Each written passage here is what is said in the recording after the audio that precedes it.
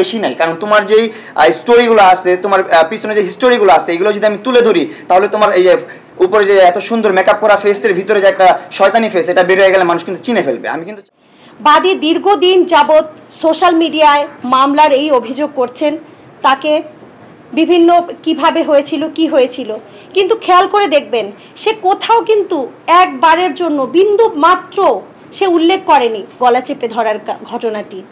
এতে বোঝা যায় কোথাও বলেনি। আমরা লাইভগুলো দেখেছি, হ্যাঁ এক্স্যাক্টলি। তো আমরা দেখেছি মামলার এজাহারে কিন্তু গলা টিপে ধরার বিষয়টি লিখেছে।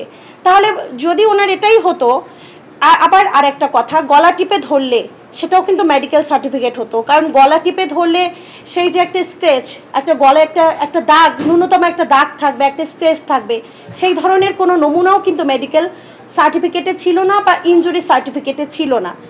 তাহলে আমরা ক্লিয়ার হলাম উনি অতিরঞ্জিত করে মামুনকে একটা মিথ্যাভাবে ফাঁসানোর জন্যই গলা টিপে ধরার ঘটনাটি দেখিয়েছেন ও তার অভিযোগে।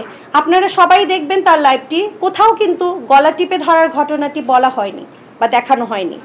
আচ্ছা, ফৌজদারি কার্যবিধিতে প্রতিপক্ষকে জব্দ করার জন্য আমরা অ্যাটেম্প টু মার্ডার হিসেবে ৩০৭ ধারা, যেটা উনি গলা টিপে ধরা, এটা বানোয়াট একটা কল্পকাহিনী সাজানো আমাদের আদালতের নিত্য নৈমিত্তিক ব্যাপার।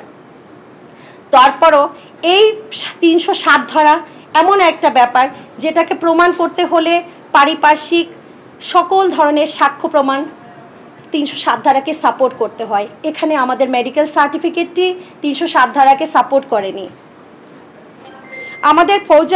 আমাদের যে ফৌজদারি বিচার ব্যবস্থা আছে, অভিযোগ সন্দেহের ঊর্ধ্বে প্রমাণ করতে হয়।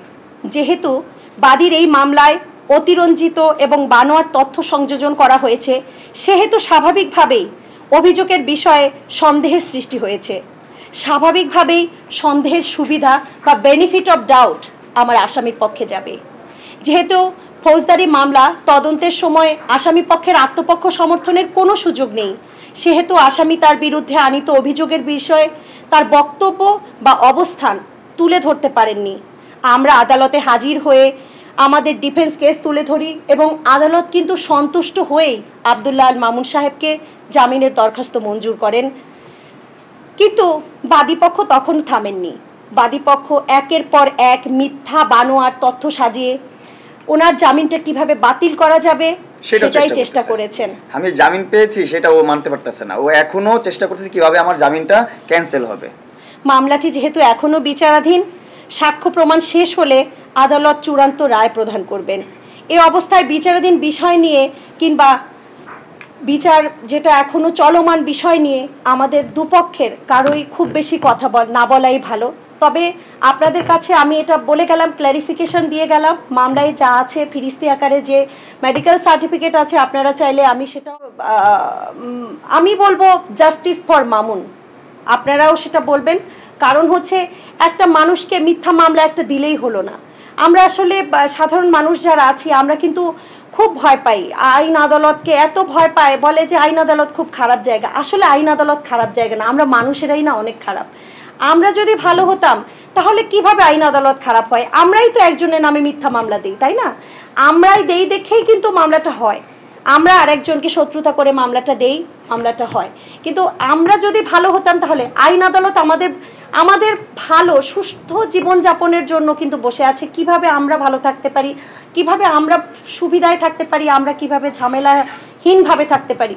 কিন্তু আইন আদালতকে যদি আমরা পার্সোনাল এনিমিটের জন্য আমরা ইউজ করি তাহলে আমি বলবো এটা খুবই ভুল হবে। ধন্যবাদ সবাইকে। পরবর্তীতে মামলা সংক্রান্ত যদি কোনো কোশ্চেন আপনাদের থাকে আপনারা আমাকে করবেন।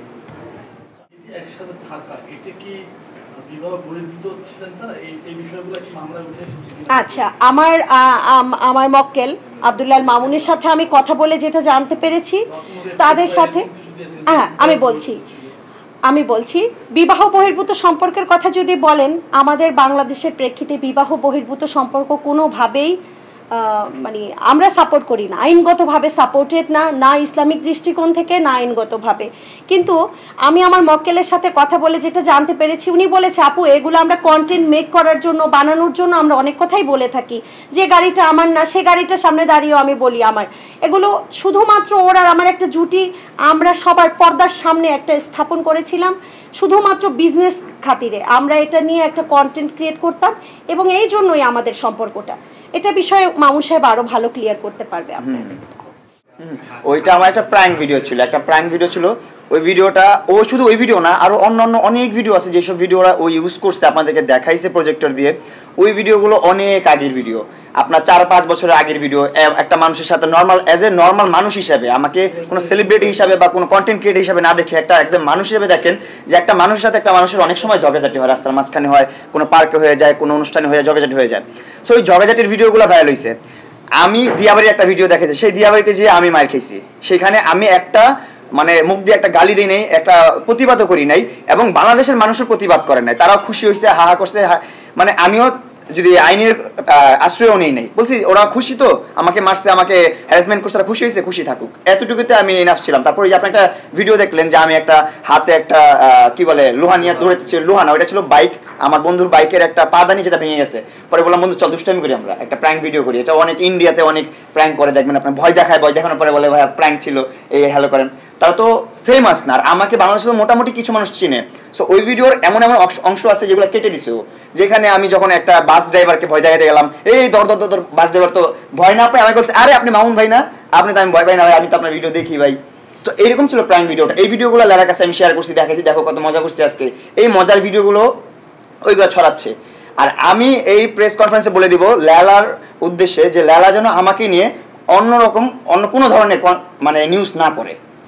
আমি চাই না ও আমাকে নিয়ে কোনো নিউজ করুক, আমি ওকে নিয়ে নিউজ করবো না, ওর মতন আমি আমার মতন। আর আদালত যা রায় দিবে তাই আমরা মেনে নিব। আর আমাদের মহামান্য আদালত যদি আমাকে দোষী সাব্যস্ত করে তাহলে আমি দোষী, কারণ এগুলোর প্রমাণ তো ওনারা জাস্টিফাই করবে, ওনারা তো দেখবে যে আসলে মামলাটা সঠিক নাকি ভুল। একটা মানুষের একটা সম্পর্কের মধ্যে কিন্তু গাড়ির ভিতরে আমি অনেক সময় ড্রাইভার না থাকে যখন, তখন আমি নিজে ড্রাইভ করি। হ্যাঁ ওই দিন আমিও ড্রাইভ করতেছিলাম, আমি নিজে ড্রাইভ করতেছিলাম। তো ড্রাইভ করার মধ্যে ওর মধ্যে আর আমার মধ্যে, ও আমার পাশের সিটে বসা, প্যাসেঞ্জার সিটে, আমি এই সিটে বসা, ওর আমার মধ্যে কথা একটা তর্কতর্কি শুরু হয়ে গেল একটা পর্যায়ে। তর্কতর্কি থেকে ও আমাকে হিট করলাম, এরকম ব্যাপারটা নর্মাল ছিল একদম। তো নর্মাল বিষয়টা যখন হলো তখন আমাকেও অনেক বিশ্রীভাবে বকাশকা করতেছে, তখন আমি চলে গেছি এখান থেকে।